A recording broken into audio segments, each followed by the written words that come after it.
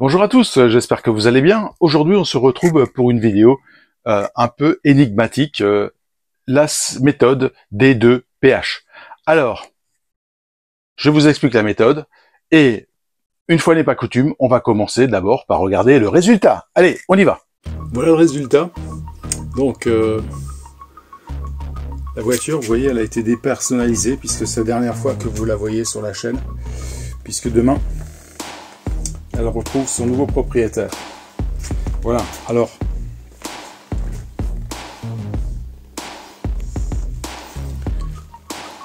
c'est assez incroyable. Alors, je ne vous ai pas montré le lavage, puisque le lavage, maintenant, vous le connaissez. Hein, vous connaissez ce qu'il faut faire. Je vous fais aussi un focus sur les jantes.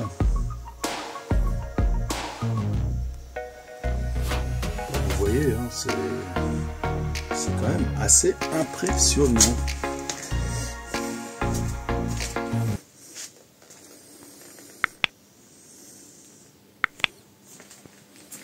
Je vais m'approcher. Je sais pas si vous allez faire un focus parce que c'est trop brillant. C'est vraiment très impressionnant.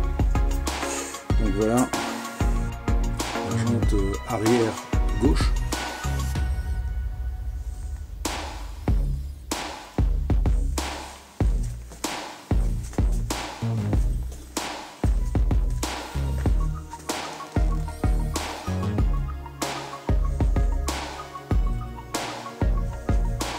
Là, je suis en train de charger.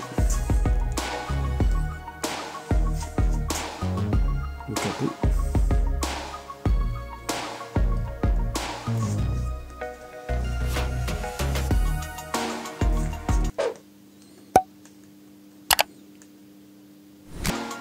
Il reste des petits grains de poussière.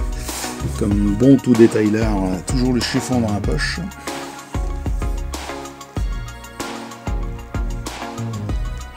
Regardez ce rendu. Impressionnant. Hein.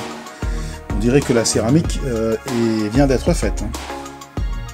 Franchement, c'est vraiment nickel. Tout d'abord, un petit rappel. Tout d'abord, le pH, c'est le potentiel hydrogène, qui représente la mesure soit de l'acidité, soit de l'alcalinité d'une solution. Donc l'échelle de pH est constituée de 14 valeurs allant de 0 à 14. Et par exemple, c'est pas une échelle totalement linéaire, parce que si on prend par exemple la valeur 4, elle est 10 fois plus acide que la valeur 5. Donc c'est chaque fois 10 fois plus ou 10 fois moins. Par exemple, le 10 est 10 fois moins alcalin que le 11. Donc, à partir de 0 à 7, on dit que le produit ou l'air est plus acide, et à partir de 8, on dit qu'il est alcalin, et il est donc neutre entre 7 et 8.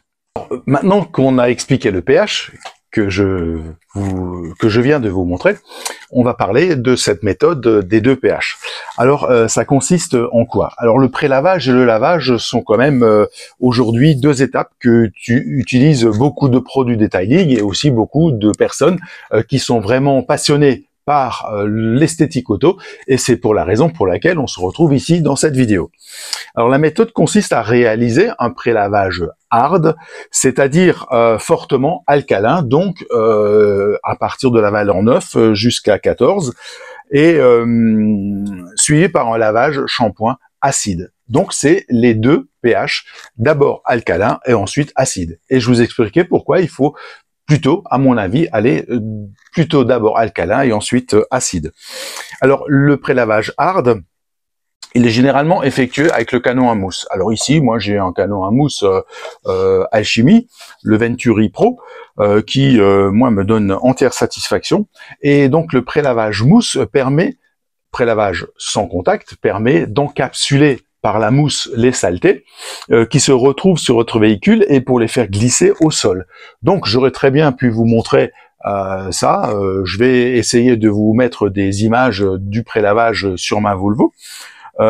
Et en fait, la mousse descend par gravité et fait donc descendre la saleté sur le sol. Et donc, ça évite des tourbillons sur la carrosserie parce que vous avez beau essayer de tout faire, le prélavage à la mousse sans contact est essentiel. Normalement, une voiture, elle est sale. Il y a de la boue, il y a de la saleté, il y a le film routier, de la poussière, du pollen, des fientes d'oiseaux, des insectes, et donc qui vont à force contaminer le vernis de votre peinture de carrosserie. Et comme vous le savez, si vous me suivez sur ma chaîne, il y a certaines polluants ou insectes qui risquent de marquer le vernis à jamais, comme parce qu'ils sont acides, comme les fientes d'oiseaux, comme les insectes, ou encore le goudron collé sur les bas des portes. Donc, plus tôt vous allez nettoyer et décontaminer, mieux ce sera pour votre carrosserie. Et cela contribue aussi, et c'est là que c'est essentiel, ça permet de rebooster votre protection, car beaucoup l'oublient. Ce n'est pas parce que votre carrosserie ne déperle plus qu'elle a plus l'effet beading, ce qu'on appelle donc le beading, les belles billes, que la protection n'est plus là. La surface protégée de votre véhicule est contaminée, eh bien l'effet va disparaître au fur et à mesure, bien que la protection soit encore présente sur la carrosserie. Alors le prélavage hard qu'on va utiliser va dégrader forcément le film routier présent sur la carrosserie avec toutes les saloperies dont j'ai énuméré tout à l'heure, mais va aussi dégrader la protection qui pourrait se trouver sur votre véhicule, voire disparaître, comme les cires ou les scellants, surtout en fin de vie et selon les caractéristiques ou les qualités de ce que vous avez mis sur votre voiture. Moi, pour ce prélavage que vous avez vu, enfin le résultat que vous avez vu sur la Volvo noire, en fait, moi j'utilise mon shampoing qui est ici le shampoing Alchimie M7 prélavage.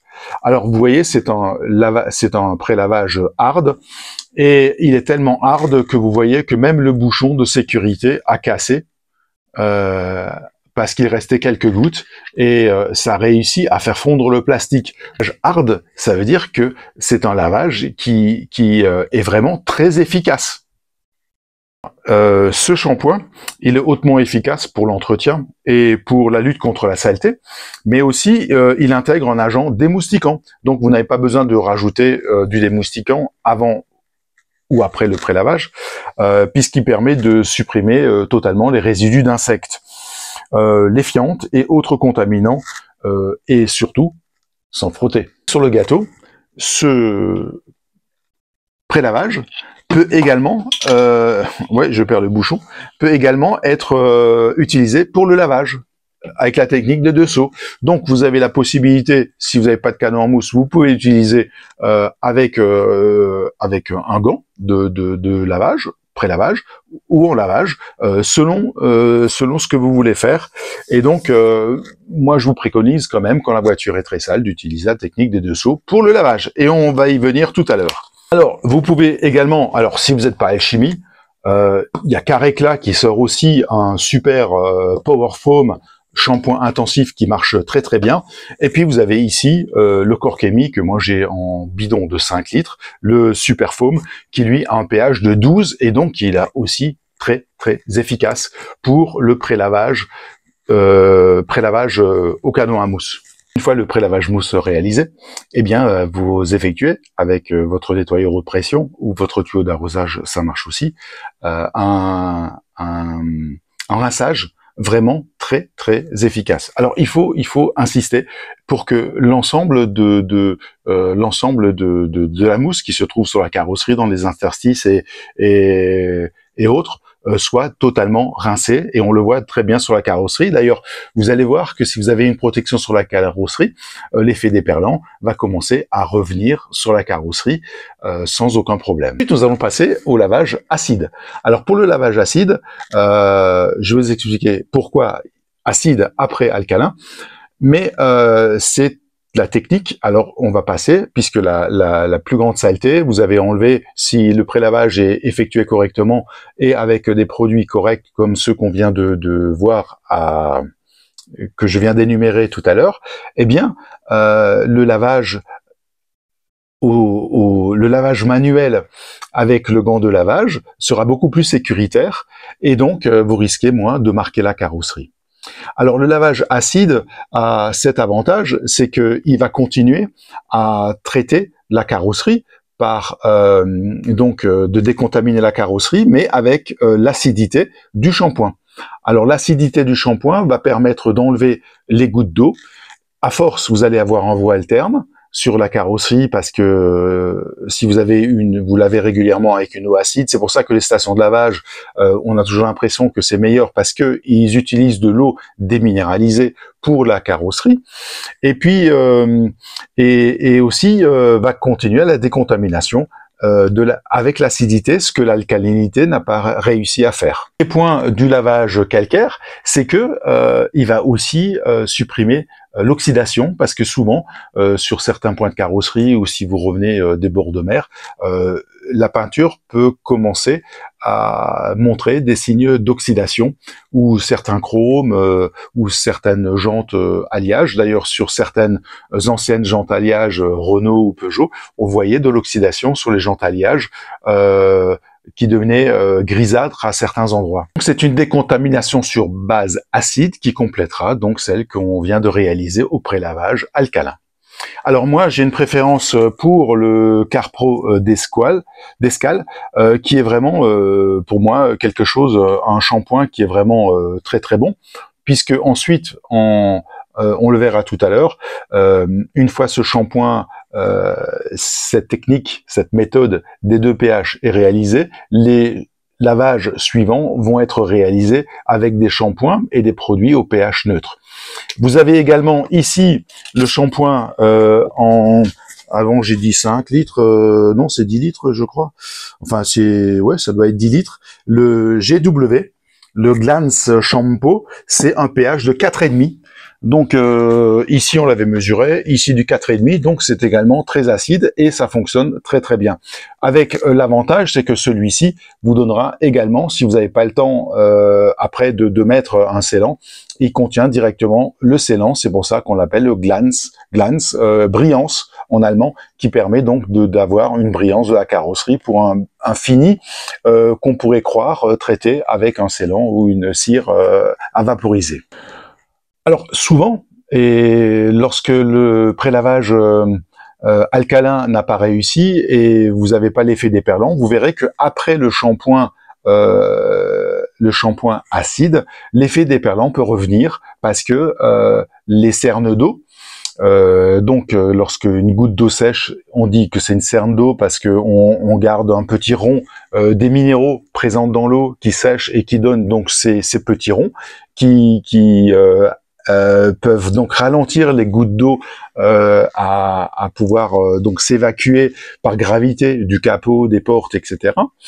Et puis le côté terne des carrosseries empêche aussi d'avoir l'effet déperlant, le beading, d'une manière totalement nickel, comme juste après avoir réalisé votre traitement céramique ou traitement en cire. Même remarque que pour l'alcalin, l'acidité est tellement efficace que des protections en fin de vie, que ce soit cire, scellant ou même une céramique en fin de vie, vous risquez de fragiliser, voire de voir disparaître cette protection. Ensuite, pour les lavages suivants, vous allez, comme je l'ai dit tout à l'heure, utiliser un shampoing et même un prélavage au pH neutre. Donc ici, Corchemi en fait. Vous m'avez déjà vu sur ma chaîne avec le GSF. Vous pouvez également utiliser le Carpro Reset, qui est très efficace et au pH neutre. D'ailleurs, c'est pas parce que le pH est neutre que le produit n'est pas efficace ou n'est pas coriace. Il y a des shampoings au pH neutre qui pourront aussi arriver à vous enlever une protection, alors qu'un shampoing alcalin ne fera peut-être pas disparaître la protection. C'est pas parce que c'est hard que ça va forcément enlever le shampoing, la protection, et inversement, c'est pas parce qu'il a un pH neutre qu'il est vraiment neutre pour les protections. Il faut faire très attention par rapport au shampoing, par rapport aux protections. Mais les roues, normalement, un véhicule est posé sur 4 roues, mais les roues, je les ai fait quand avant, dans cette technique, dans la méthode des 2 pH, eh bien, j'utilise exactement les mêmes produits pour les jantes. C'est-à-dire, en première étape, pré-lavage, j'utilise la mousse de pré-lavage alcalin pour nettoyer les roues, les passages de roues, etc. Et donc, les brosses, et mets dans mon seau spécial avec les outils spéciaux, les pinceaux, le gant spécial, etc. Ensuite, rinçage.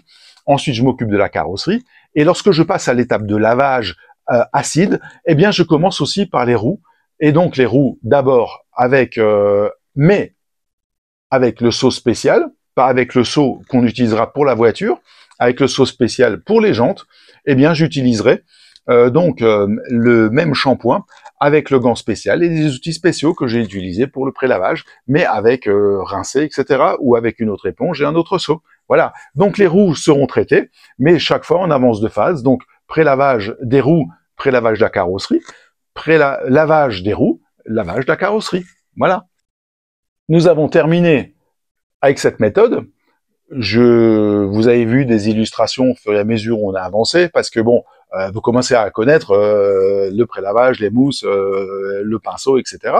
Donc, je vous ai quand même mis des séquences pour vous montrer comment on est arrivé au résultat que vous avez vu en début de cette vidéo, et je vous mettrai encore peut-être quelques photos ou courtes vidéos en fin de cette vidéo, pour vous rendre compte que cette carrosserie, elle est juste sublime.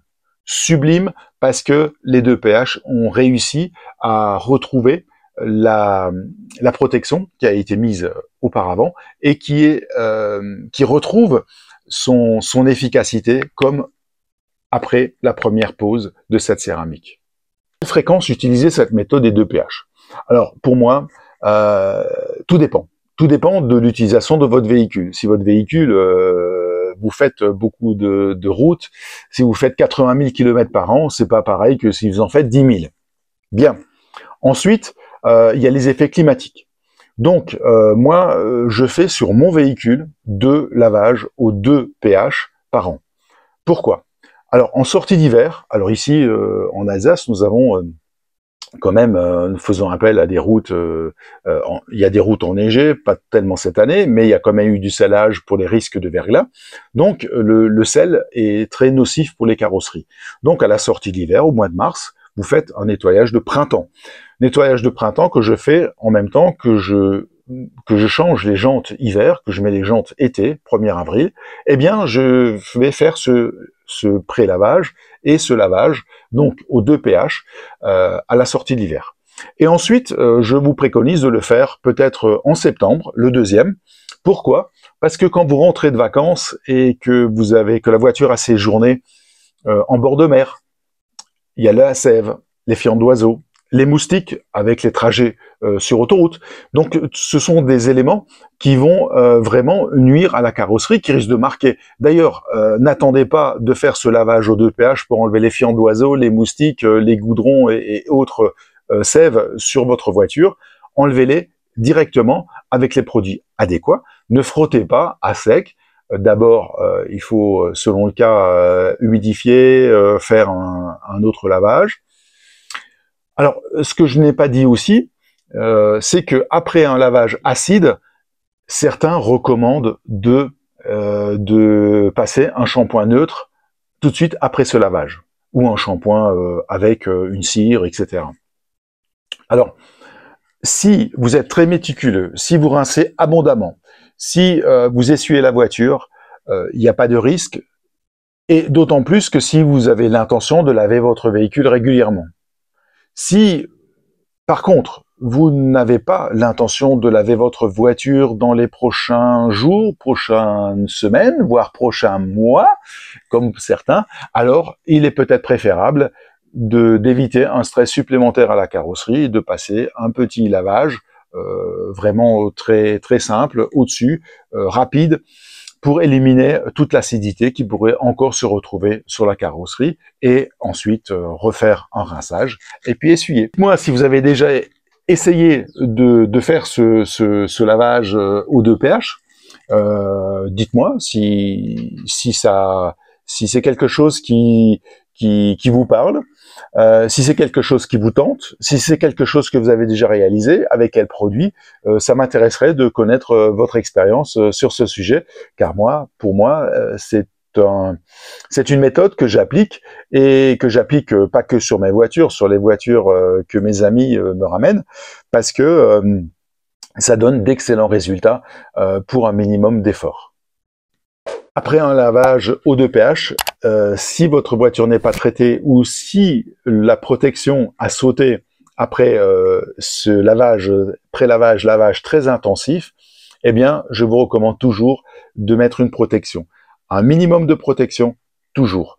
Alors, vous n'avez pas le temps, vous prenez un scellant ou une cire sprayable, sinon vous prenez une cire en pâte. Si vous savez faire, si vous n'avez pas de céramique, il y a suffisamment, je vous ai montré suffisamment derrière moi, vous voyez, il y a des glazes, il y a des cires en pâte, il y a du Soft 99, il y a du là-haut, il y a du Swissvax, il y a beaucoup de cire, il y a de la céramique, il y a de la Fictech, il y a là vous le voyez, je pense à l'écran, il y a le FS 60, le Endlex.